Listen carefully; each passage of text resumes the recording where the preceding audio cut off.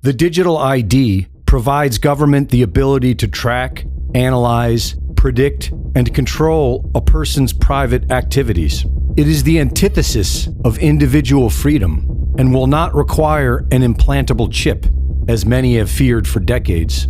Evidence clearly shows that biometrics, such as fingerprints and facial scans, will do the job much more efficiently, and the aftermath of the COVID lockdown shows us how it will be deployed.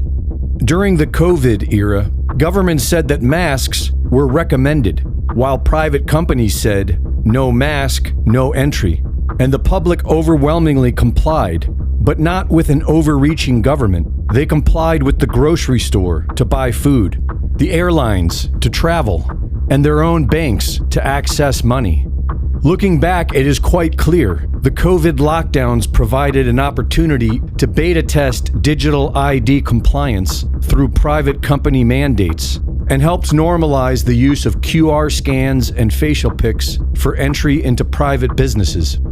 And it proved to be a success. Now we are seeing the same techniques being used with the rollout of the digital ID.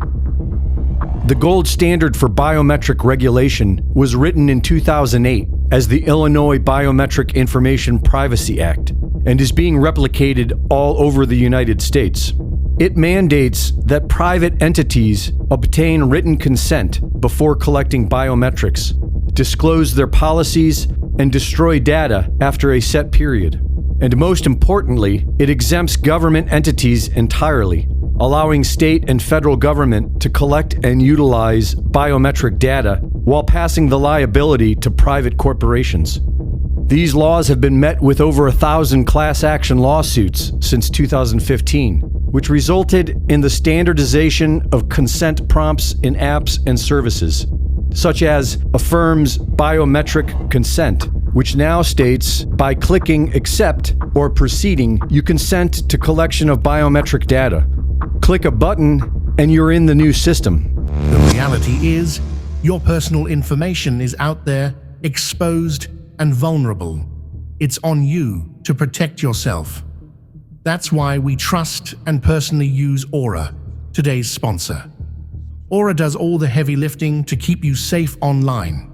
They take action against these data brokers and companies who are selling your personal information. Going after them directly, you don't have to lift a finger. Aura handles it. But that's not all. Here's where it gets even more serious. Aura doesn't just stop there. They continuously monitor the dark web for any trace of your personal data. If they find your information floating around in places it shouldn't be, Aura will alert you immediately. They'll let you know fast if anyone is trying to use that data to access your credit accounts or even drain bank accounts. And if the worst happens to you, Aura has you covered. They offer up to $5 million in identity theft insurance to help you recover if someone gets a hold of your information and tries to do real damage. Don't wait until it's too late. Head over to our link, aura.com/anonymous, to try Aura free for 14 days. That's plenty of time for Aura to find out if any of your personal data is exposed and start protecting you from these threats.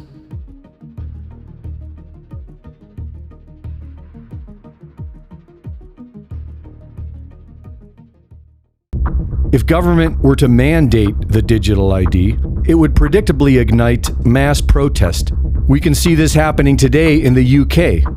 The United States will avoid this by utilizing the private sector in what appears to be voluntary action. The FBI's Clearview AI has harvested over 30 billion faces from social media. And because Clearview is technically a private company, the FBI has access to all this without the need for asking.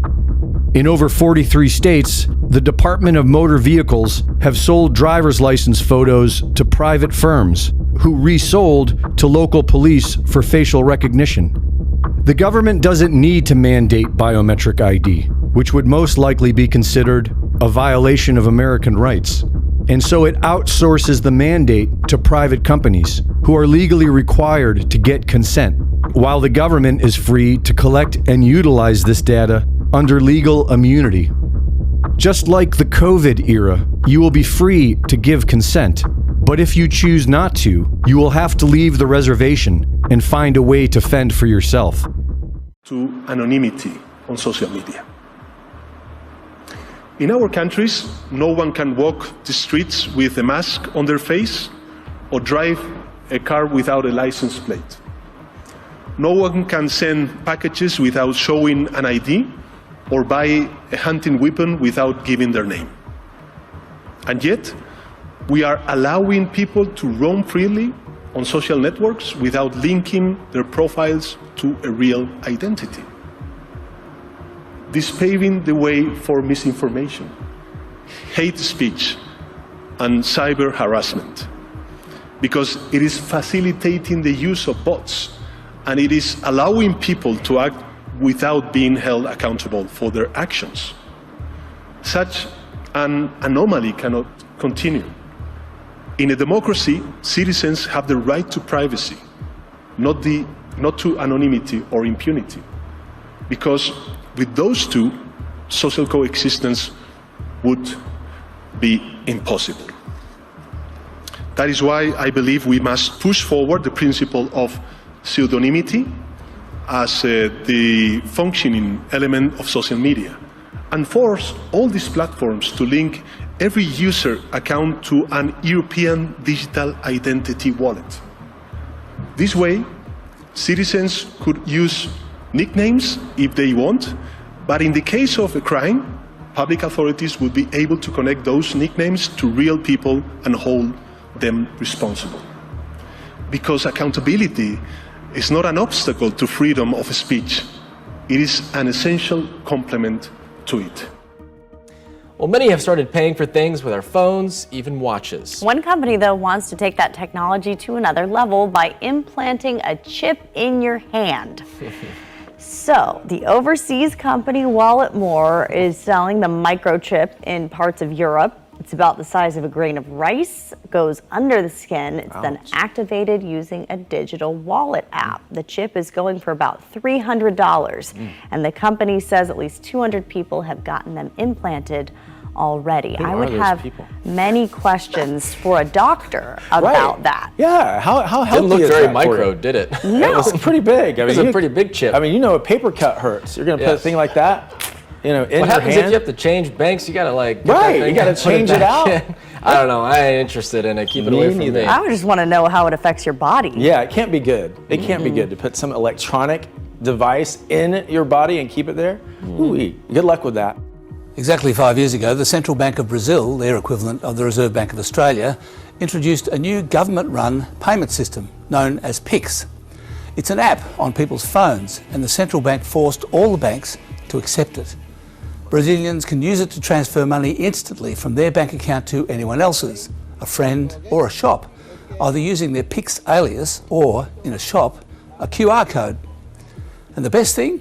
Well, it's free for people to use, and there's a single merchant fee of 0.22%.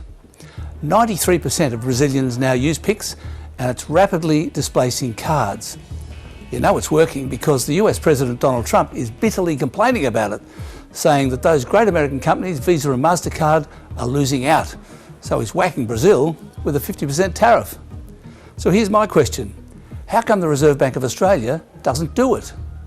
It's talking about cutting card payment costs by $1.2 billion, but actually $6.4 billion in fees are being hoovered up for not doing very much by Visa, MasterCard and the banks, as well as Apple and Google, since about half the transactions are now using cards on our phone wallets. And that's only going to increase because, as we know, cash is on the way out. What's more, the fees are hidden. We tap our card or phone without knowing about all the little added extras. So why don't we have PIX? Well, apparently it's because the payments infrastructure in Australia is entirely built around cards. And getting everyone to switch to an app where you have to scan a QR code or know the other person's alias would be hard. Also, the system is owned by the banks and Visa and MasterCard, so the government would have to effectively nationalise it. which was fine for Brazil, but in Australia we privatise businesses, not the other way around. As ATMs and bank branches close and Australians increasingly rely on digital payments, one economist predicts the country will be cashless in the next few years. But there are fears a world without banknotes will leave people unable to pay for essential goods and become easy targets for cyber criminals. No time for delay on the lunch rush. Tap away when you're ready. Tap away when you're ready. Tap away when you're ready. Cafe Pablo and Rusty's was one of the first businesses to axe cash. Now heavy hitters are on board, including KFC, Krispy Kreme and Nando's. Even Macquarie Bank is phasing out cash deposits and withdrawals. We're definitely going to become a cashless society. It's better for consumers and it's better for businesses. UNSW Professor of Economics Richard Holden says in 5 years we'll be functionally cashless unless the Reserve Bank acts even sooner. We could say year one we'll get rid of the $50 bill, year two we'll get rid of the 20 and the 10, and year three we'll kind of mop up the small change. And that would give people time to adjust. For older Australians, it's going to be more challenging. No, not cashless. Definitely not. I don't even have a wallet anymore. Just use the phone, it's great. We want to be able to do what we want with our money. Money. Sweden, the first nation to introduce banknotes back in the 1600s, was shaping up to be the first to get rid of them. The demand from merchants and consumers that really decided the speed of this process. But there was community backlash when people struggled to pay for essential goods, including the elderly and people living in areas with low internet. We didn't see the problems in time. Now trying to strike a balance. New laws have come into operation, been forcing banks to have ATMs all over Sweden. Lobby group Cash Welcome says it should serve as a cautionary tale for Australia.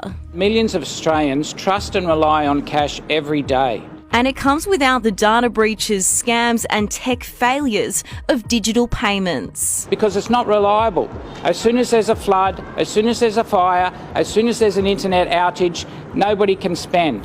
Whether you use cash or not, there's no question it's getting harder to access. In the past financial year, 11% of the nation's ATMs closed. Despite this, Aussies still withdraw $8 billion in cash every single month. No doubt some will need convincing. I guess the tooth fairy is going to go digital. When Elias Brotberger goes to work, he doesn't need ID. And he doesn't need money. In fact, much of what he needs to get through the day is hidden right there, just below the surface, in his hand. You like to touch it? Yeah. Yeah? Oh, weird. Yeah, it's like a grain of rice. Yeah, a grain of rice. Embedded in his hand is a microchip that serves as his keys, his ID, and his wallet. Yeah, it's all in chip, so I use it like to get around the building. Buy snacks. Yeah, exactly. Let's buy some snacks. Exactly. So I can't open it. No. Okay. So what I need to do is I need to first blip my chip, and it will log me in, and from there I get access to the fridge. Popular TV shows like Black Mirror have imagined chips as part of a dystopian future. Install ingrain procedure with local anesthetic and you're good to go. In Sweden, the microchips are already here. The microchip implants use the same technology that's in contactless credit cards, which have made cash pretty much obsolete in Sweden. No cash. At this tech fair, a chipping event for those on the cutting edge, merging their hands with this new technology. I thought it would be fun, right? The process is simple and swift. A pinch of the skin, and in a matter of seconds, the chip is inserted. The transformation is complete. As for the pain, I barely felt it. But even in this nation of early adopters, not everyone is racing to get chipped. Feel less human. I will feel like a robot. I think, it's so much more data can go into this, when it's in your body. There's no central registry tracking how many people are chipped, but biohacker Hannes Wellblood estimates between 5,000 and 10,000. In the future, do you think everyone is going to be chipped? I think it'll be voluntary, but I am certainly convinced that millions of people will find it very, very valuable to have a smart device under their skin. Human microchipping may be our future, but in Sweden, it's already reality. If you enjoyed today's video on Anonymous Official, leave a like and subscribe if you haven't done so already. Thanks for watching and sticking with us.